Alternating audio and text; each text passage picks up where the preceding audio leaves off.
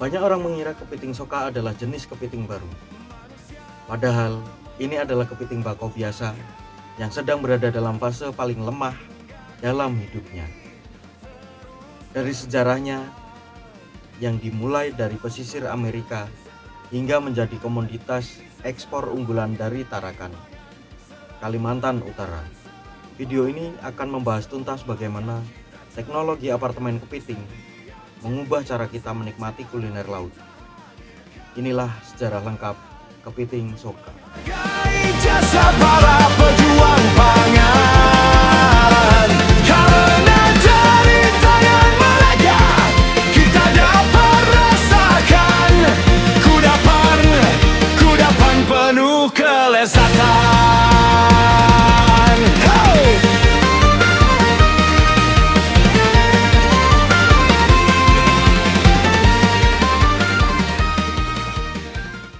Kepiting soka bukanlah spesies baru, melainkan fase dari pertumbuhan kepiting bakau atau yang nama latinnya adalah Scylla serrata.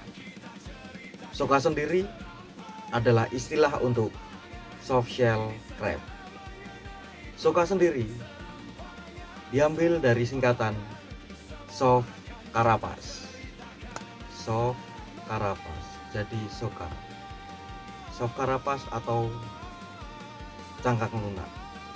Sebenarnya ini adalah bagian dari proses biologis, yaitu proses berganti kulit dari kepiting itu sendiri.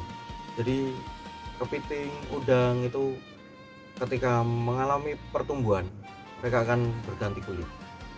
Nah, kepiting melepaskan cangkang lamanya untuk bertumbuh menjadi lebih besar. Nah, selama jendela waktu 1-2 jam sebelum cangkang baru itu mengeras, itulah saat mereka disebut soka. Uniknya kuliner ini adalah seluruh bagian tubuhnya itu bisa dimakan, karena cangkangnya yang lunak tadi, makanya bisa dimakan dan menjadikannya komoditas mewah karena efisiensi dan teksturnya yang empuk.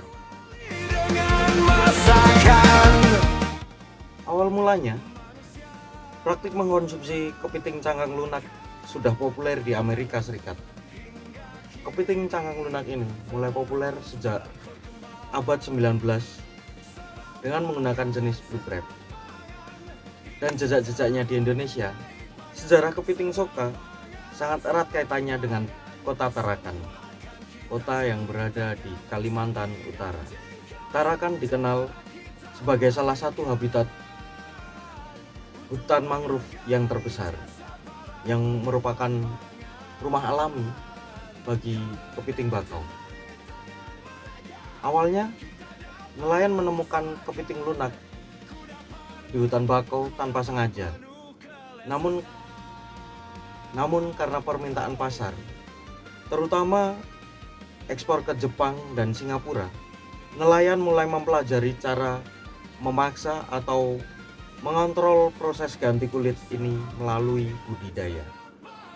Sentra produksi kepiting soka ini selain di kota Tarakan, daerah seperti Aceh, Semarang, dan Sulawesi Selatan menjadi pionir pengembangan teknik budidaya soka di Indonesia. Teknik budidaya soka sendiri telah mengalami evolusi dari tradisional menjadi apartemen. Di masa lalu, secara tradisional, nelayan memotong bagian capit atau kaki kepiting atau disebut automutilasi untuk merangsang hormon Ecdison agar kepiting segera ganti kulit.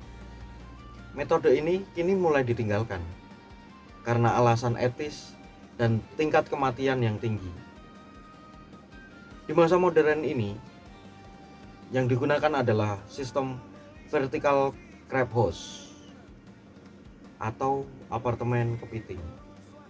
Jadi kepiting ditempatkan di kotak individual untuk mencegah kanibalisme. Pemantauannya sendiri dilakukan setiap 2-4 jam sekali, bahkan di malam hari. Karena jika terlambat diangkat dari air, cangkangnya akan mengeras kembali dalam hitungan jam.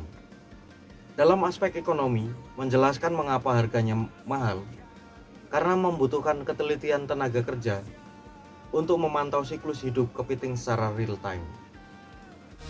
Hingga kini Dalam industri kreatif dan ekspor, Indonesia adalah salah satu eksportir terbesar ke Tiongkok, Taiwan, dan Amerika Serikat.